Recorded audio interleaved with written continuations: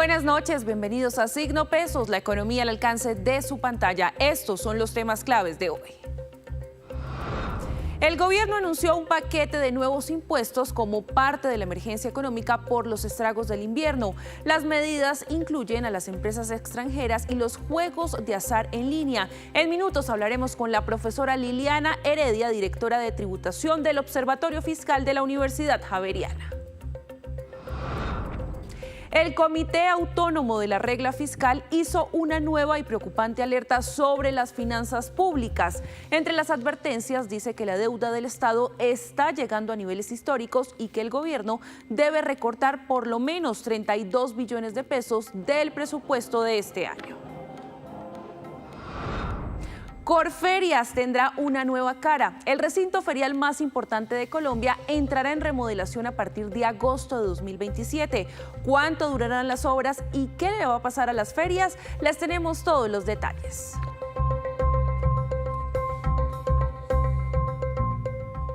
Comenzamos esta misión de Signo Pesos hablando de los nuevos impuestos para atender la emergencia económica declarada por los estragos del invierno en 8 departamentos del país. Para ampliar este tema, le doy la bienvenida a la profesora Liliana Heredia, directora de tributación del Observatorio Fiscal de la Universidad Javeriana. Profesora, muchas gracias por acompañarnos esta noche en Signo Pesos.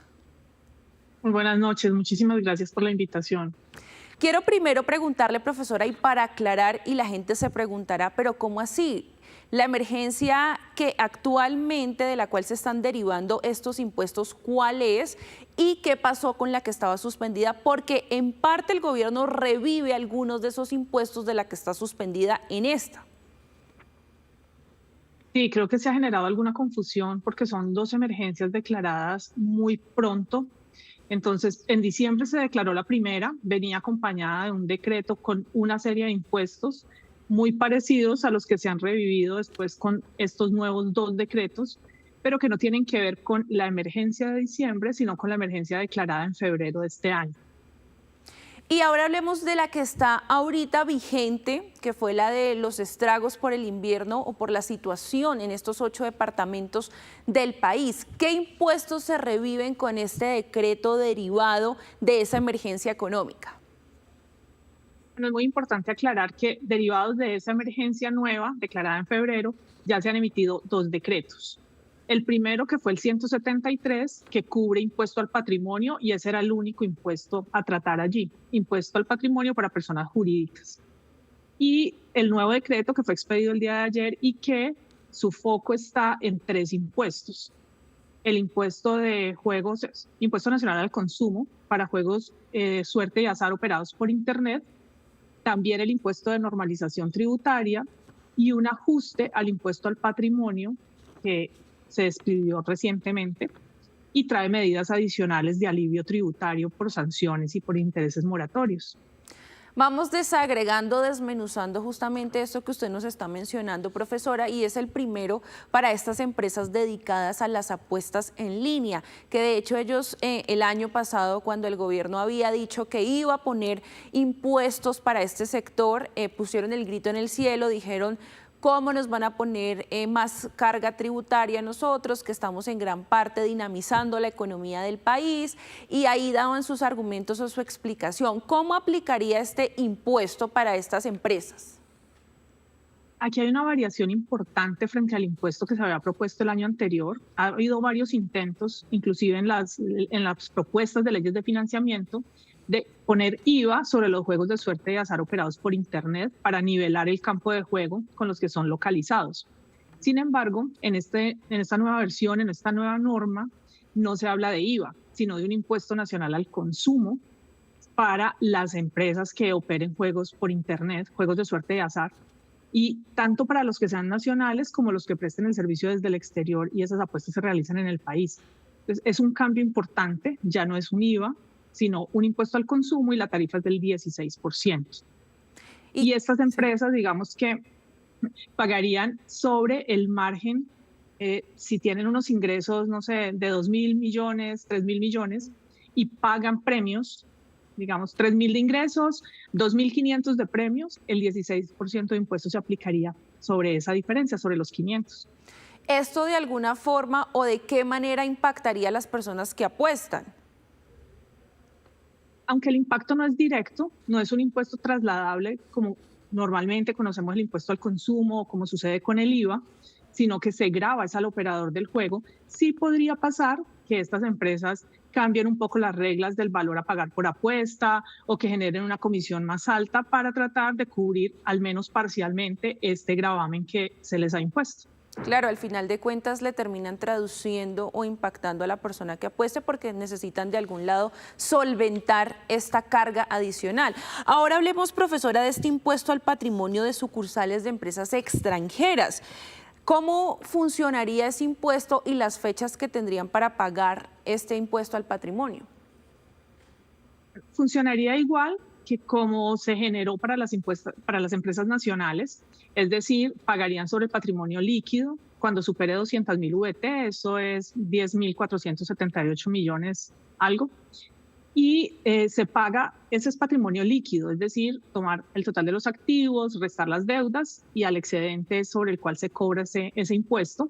Mismas tarifas y misma regulación para personas jurídicas nacionales y para sucursales extranjeras o para establecimientos permanentes. Por supuesto, como esta norma es posterior a la fecha en que se causaba el impuesto para las empresas nacionales, lo que han hecho es mover la fecha de causación para que sea el 31 de marzo y que a partir de ese momento, con el patrimonio líquido de ese momento, sea con el que se cobre la tarifa de impuesto al patrimonio, dándoles la posibilidad de pagar en 2 cuotas, la primera en abril 30 y la segunda el 1 de junio. Mientras los nacionales tienen para pagar el 1 de abril y el 4 de mayo. Es como la única diferencia, es más de fechas. Sí, con el tema de este impuesto al patrimonio. ¿Y esto es nuevo en tema de tributación en el país o estas empresas extranjeras qué impuestos pagan en nuestro país? Ha habido cambios, pero no es nuevo totalmente. En Colombia tenemos un vaivén en materia tributaria, entonces el impuesto al patrimonio no es nuevo. A veces lo crean temporalmente, luego lo quitan, a veces grava personas naturales solamente, a veces grava naturales y jurídicas, es decir, ha habido una serie de variaciones a lo largo del tiempo en relación con este impuesto. Hasta nombre le cambian, a veces es impuesto a la riqueza, a veces es impuesto al patrimonio. Lo que sí es cierto es que las empresas que son sucursales de sociedades extranjeras o que son establecimientos permanentes en Colombia tributan igual que una sociedad nacional, es decir, tienen que cumplir con la regulación tributaria, el impuesto de renta y demás obligaciones tributarias como si fueran una sociedad nacional.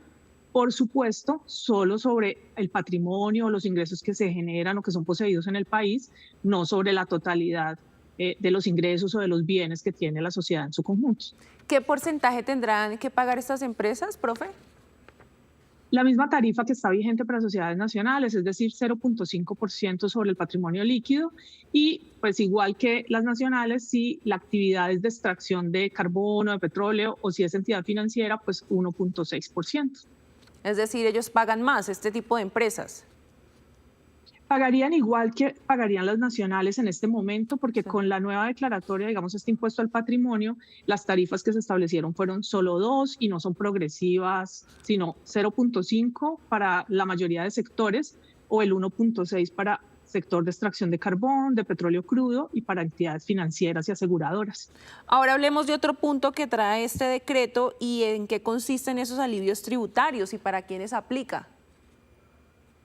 Creo que este decreto se podría dividir como en 2 momentos el tema de los alivios.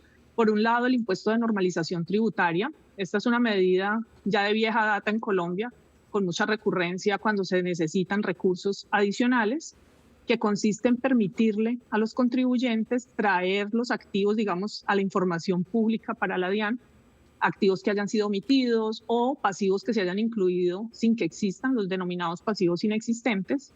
Lo que se hace es permitirles normalizar, de ahí el nombre, esos activos o excluir esos pasivos que tenían allí pagando solo el 19%, cuando lo normal en procesos de fiscalización o cuando se hacen rentas por comparación patrimonial es que se pague la tarifa plena del impuesto de renta, algo que para la tarifa general sería 35% para las personas jurídicas. Entonces ese es el primer alivio que se puede apreciar en la norma. Y la segunda parte es un paquete completo de medidas de reducción de sanciones y de reducción de intereses de mora, de tal manera que contribuyentes que le deben a la administración, bien sea porque no han presentado declaraciones o porque las han presentado con errores o porque van a presentar extemporáneo, pueden reducir la sanción hasta un 15, un 20%. Es decir, en lugar de pagar el 100, pagan el 15 o pagan el 20% de sanción, intereses solo con tasa del 4.5%, y obviamente sí tienen que pagar el total del impuesto adeudado, y aplica tanto para impuestos nacionales, es decir, declaraciones tributarias, también declaraciones aduaneras y cambiarias. Es bastante amplio. Esto quiere decir que lo que quiere el gobierno es que más personas paguen sus impuestos, se pongan al día de pronto con esa mora o con esas deudas que tienen para ellos lograr recaudar más plata. Sí, es una medida netamente de recaudo inmediato, que lo que le permite al gobierno es que entren recursos rápidamente, facilitándole al contribuyente tanto procesos que están en discusión con la DIAN como procesos que ya están en unas instancias posteriores de conciliación inclusive. Entonces, es una forma de recoger dinero rápidamente. ¿Y cuánta plata más o menos con este decreto busca recaudar el gobierno, profesora? Curiosamente, en el primer decreto, el que solo hablaba de impuesto al patrimonio, que es el decreto 173, se hablaba de 8.3 billones aproximadamente, que de hecho cuando en el observatorio fiscal hicimos los cálculos, sí, es muy probable, de hecho es posible que se recaude inclusive más por el tema de la tasa más alta a entidades financieras, aseguradoras y de extracción de carbón y de petróleo. Pero en el último decreto, el que trae juegos de suerte de azar, que trae normalización y que trae estas medidas de alivio, pues no hay una proyección de recaudo, entre otras cosas porque es difícil hacer una proyección en este sentido para saber qué contribuyentes se van a acoger, cuánto realmente es el volumen de activos omitidos o de pasivos inexistentes, porque precisamente la administración no tiene esa información y por eso justamente le dan esa oportunidad al contribuyente de que los declare, así sea pagando una cantidad muy bajita. Cuando se publica este decreto, ¿cuándo entra en vigencia? ¿Inmediatamente o en cuánto tiempo se implementarían estos nuevos impuestos en el país? El decreto ya está en vigencia, es decir, se publicó ayer y ya la vigencia de la norma está. Lo que pasa es que en el caso del impuesto al patrimonio tiene una fecha de causación, por ejemplo, para las sociedades extranjeras y los establecimientos permanentes, para estas sucursales, que es al 31 de marzo, para dar plazo a que se cumpla el momento de la causación del impuesto. Pero la medida ya está vigente y de hecho, por ejemplo, para normalización también hay unas fechas de pago hasta abril. Ya el decreto está vigente. Sí, está en marcha. Y ya para cerrar, solamente una pregunta rápida, profesora. ¿El otro decreto es justamente también derivado de la emergencia económica que también se publicó ayer? Primero se publicó el decreto 173, que fue solo impuesto al patrimonio y deriva de la emergencia económica de febrero. Y el que se publicó ayer también deriva de esa misma emergencia económica, social y ambiental, así es como se ha denominado, sí, que fue publicada en febrero. Sí, entonces dos decretos derivados. Bueno, profesora Liliana Heredia, directora de tributación del Observatorio Fiscal de la Universidad Javeriana, muchas gracias por acompañarnos aquí en Signo Pesos. Muchísimas gracias por la invitación. Que estén muy bien. Y así hacemos una breve pausa, pero cuando regresemos espere la apuesta de la cadena colombiana Juan Valdez en Madrid con una reconocida diseñadora de modas española.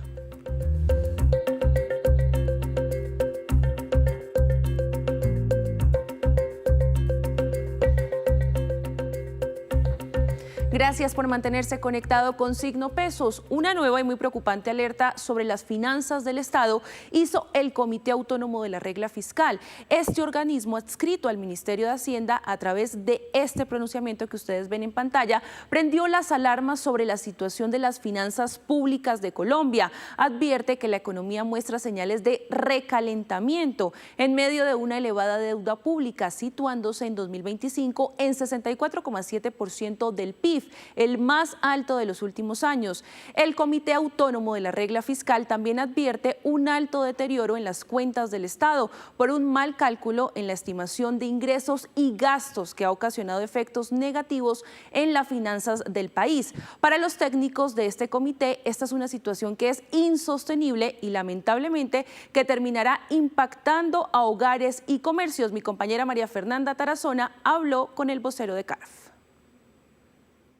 el gobierno nacional tiene que endeudarse para pagar intereses, ¿no? Intereses de las deudas. Eso es lo que hace la situación insostenible. Y obviamente tiene esto repercusiones sobre las personas, digamos, empresas y familias y hogares comunes y corrientes, porque primero pues hace más difícil asegurar hacia el futuro las protecciones y los gastos públicos, y obviamente ejerce una presión sobre el mercado financiero que afecta a las empresas y a los particulares que toman crédito. Los mercados también están preocupados sobre el Comité Autónomo de la Regla Fiscal por la capacidad del pago del gobierno nacional. Escuchemos lo que dijo el presidente. El gobierno planteó en su estrategia de endeudamiento a través de las operaciones de manejo de deuda que hizo el año anterior, que se iba a reducir, digamos, la tasa de interés a la cual se financiaba el gobierno.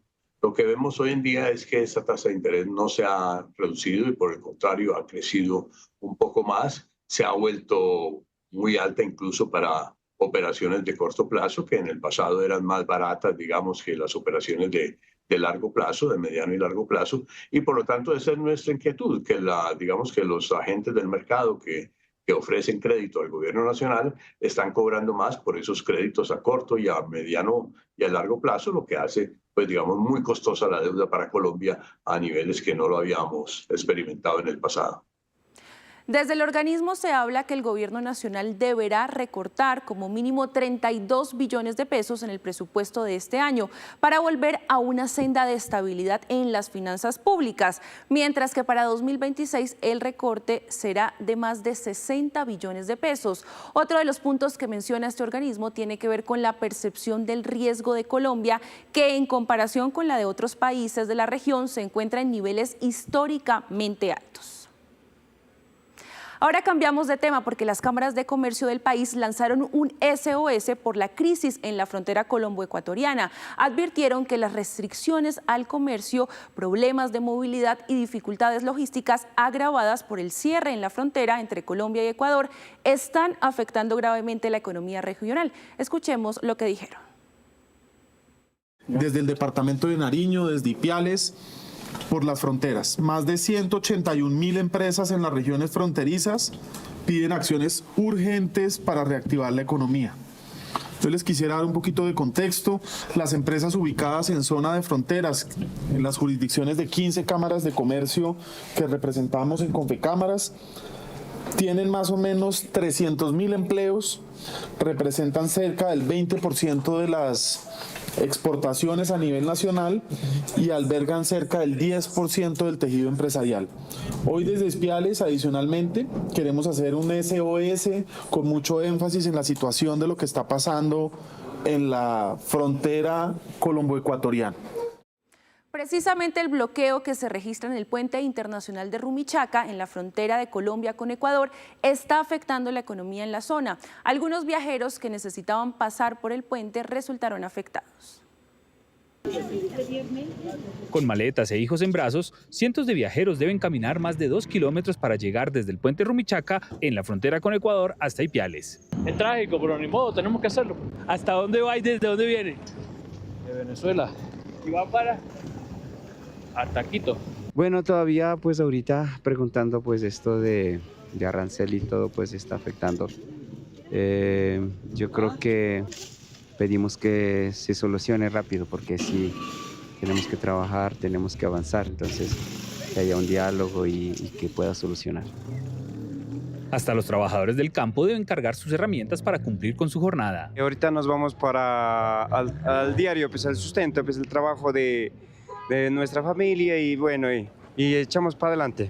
La situación en Ipiales se agudiza. Bueno, cifras oficiales no tenemos, ese es uno de los grandes problemas que existe hoy, no solamente a nivel municipal, sino departamental. Lo que nos dicen los sectores es que se ha reducido cerca del 70% el movimiento del transporte de carga, hay una reducción más o menos del 40% en la ocupación hotelera y ahora con el bloqueo de la frontera va a ser un incremento mayor. Para el próximo lunes se tiene prevista una reunión de gremios y alcaldes de los municipios afectados. Una reunión que ya se estableció para el día lunes en el Ministerio de Relaciones Internacionales para poder traducir la emergencia económica y el estrangulamiento comercial y productivo que tiene el municipio de Ipiales y el departamento de Nariño. Para el próximo lunes se tiene prevista una reunión de los gremios y los alcaldes de los municipios afectados. Ahora hablamos temas de Bogotá, porque Corferias anunció una transformación total de su infraestructura en un proyecto que durará 5 años. Esta modernización contempla la demolición, reconstrucción de varios pabellones con nuevos y modernos espacios. Aquí vemos cómo quedaría el nuevo recinto ferial. La tradicional entrada de Corferias y los pabellones de la parte norte del recinto ferial serán demolidos para dar paso a una nueva cara. Vamos a demoler todo el frente de Corferias y lo vamos a reemplazar por pabellones 100% nuevos, cumpliendo con los más altos estándares internacionales. ¿Qué significa los más altos estándares internacionales? Pabellones libres de columnas, áreas de exhibición que no se vean interrumpidas por ninguna columna. Claramente estos pabellones van a ser absolutamente eficientes desde el punto de vista de uso y consumo de los recursos. Alturas de más de 15 metros. Las obras empezarán en agosto de 2027 y será por fases durante 5 años. Esta transformación en su primera etapa va a renovar 50.000 metros cuadrados del recinto ferial y simultáneamente se seguirán realizando las ferias. Una Corferias totalmente moderna, a la altura y a la talla de cualquier recinto ferial del mundo. Una Corferias que se moderniza en su infraestructura, pero también se moderniza y se está modernizando cada vez más en su tecnología, está innovando permanentemente en los servicios, está pensando de manera permanente y estratégica en sus clientes. Convertir el recinto ferial en el hub de América Latina y atraer mayores eventos es uno de los objetivos que también comparte la Cámara de Comercio de Bogotá, socio mayoritario de Corferias. Es una realidad de ciudad y que aquí hay una sinergia entre lo público y lo privado, aquí entrelazados por un solo propósito, y es la sostenibilidad de Corferias, con esta gran presentación donde vamos a seguir siendo el primer centro ferial, el número 1 en Latinoamérica y un ejemplo para el mundo en lo que hacemos. Según cifras de FEDesarrollo, las ferias y demás actividades de Corferias aportan 17,2 billones de pesos a la economía de Bogotá, es decir, el 4,7% del PIB de la capital del país, y cada año recibe a más de 2 millones de visitantes en las más de 40 ferias.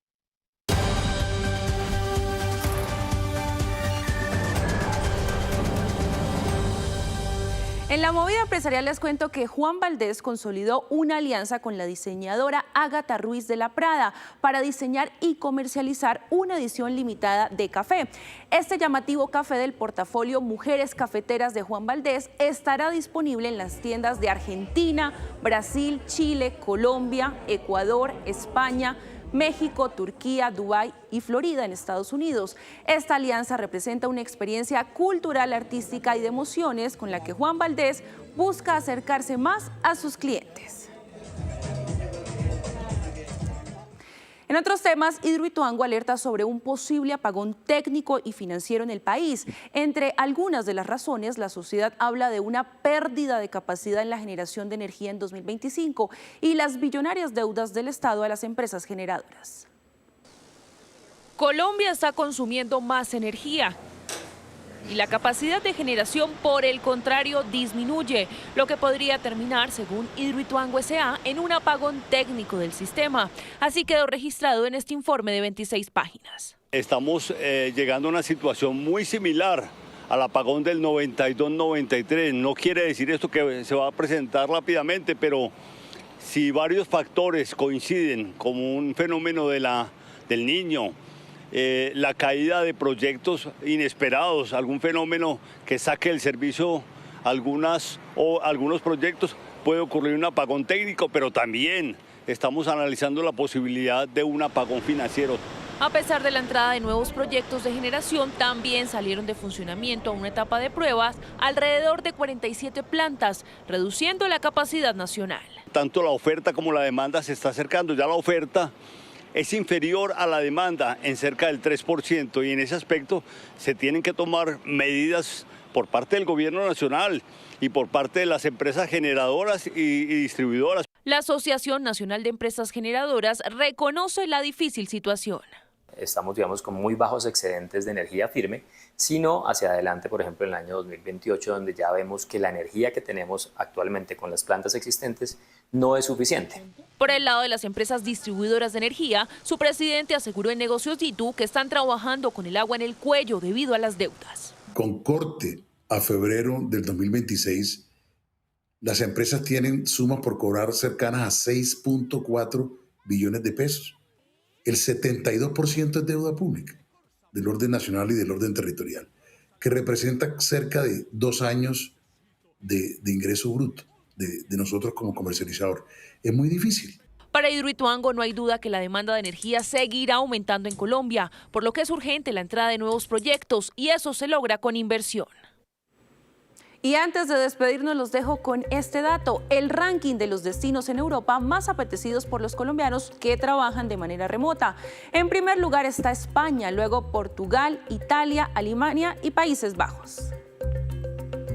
Y así terminamos por hoy, los esperamos la próxima semana con una nueva emisión y toda la información económica que usted necesita saber. Esto es Signo Pesos, la economía al alcance de su pantalla. Feliz fin de semana para todos.